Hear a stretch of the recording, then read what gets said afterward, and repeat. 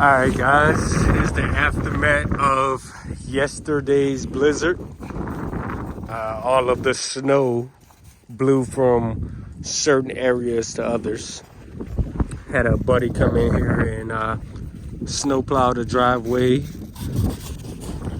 As you can see here, our welcome mat from our rug was violently blew off our front porch and into the woods and ripped. Never seen a rug that thick rip. Let's go around the back and see what's going on. I mean, as you guys can see, the trees are still leaning and the wind is still coming just a little bit. Not as much as it was yesterday with 70, 85 mile per hour gusts, but yeah, we're still getting gusts at about 20 miles per hour every now and again. So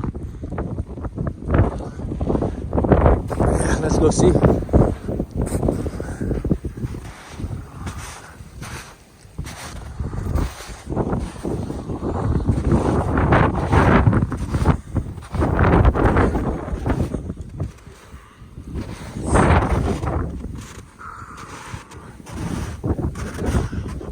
Look at that.